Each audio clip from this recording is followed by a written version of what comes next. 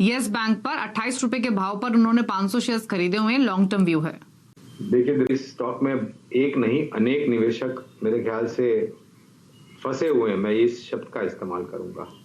हालांकि इसमें दो राय नहीं है कि नए मैनेजमेंट के आने के बाद परिस्थिति में सुधार हुआ है, लेकिन ये सुधार आंकड़ों में तब्दील होने के लिए बहुत समय लगेगा और हर एक उछाल पर आप देखेंगे कि यहाँ पर बिकवाली हावी होती है। कोई भी ऊपर के तरफ के दायरे मिलते हैं, यहाँ से निकल करके अगर एक छोटी निजी क्षेत्र की बैंक में निवेश करना है तो मेरी राय में आप IDFC फर्स्ट बैंक या फेडरल बैंक, ये दोनों में से कोई भी एक बैंक चुन सकते हैं।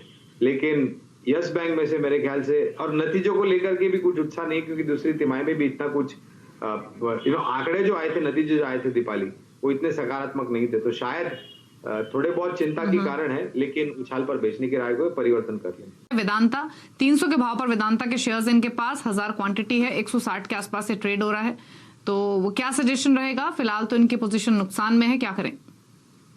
देखिए, धातु क्षेत्र में मेरे ख्याल से तब्दीली होने के लिए समय लगा था, और अब जबकि अंतर्राष्ट्रीय मार्केट में मेटल्स के दाम ऊपर जा रहे हैं क्योंकि खपत कंजम्पशन को लेकर के सकारात्मक खबरें आ रही हैं, लेकिन तकलीफ वाली बात है इनका निवेश का स्तर 300 रुपए का और मौजूदा स्तर 160-162 के आसपास का। मुझे नहीं पता इनके पास निवेश लायक पूंजी होगी या नहीं होगी, लेकिन अगर है तो 140 और 120 के बीच में खराब बाजार में अगर करेक्शन आता है तो इनको और जोड़ने की राय दूंगा, क्योंकि इस स्तर पर अगर ये बने रहेंगे तो प्रॉफिटेबल एग्जिट बहुत मुश्किल है, यानी कि एवरेज करें और अपनी समय सीमा बढ़ा दें।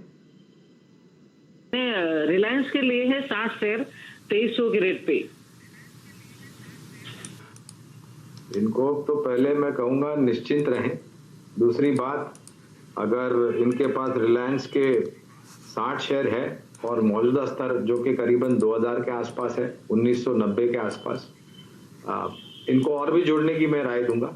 लंबी अवधि के लिए हमारा लक्ष्य 2650-2800 का है, तो समय दें और गिरावट पर और जोड़े और लंबी अवधि का नजरिया दें।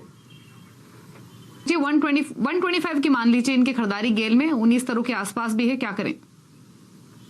देखिए, ये जो गैस से जुड़ी हुई कंपनियां जैसे गेल हुआ या even ONGC as a matter of fact, यहाँ पर नीतियों को लेकर के काफी सकारात्मक खबरें आई हैं और ये काफी लंबे समय बाद ऊपर की तरफ के दायरे बना रहा है, तो इसका जो ट्रेंड है वो इम्पैक्ट पॉजिटिव है और हो सकता है ये 35 तक जा सकता है।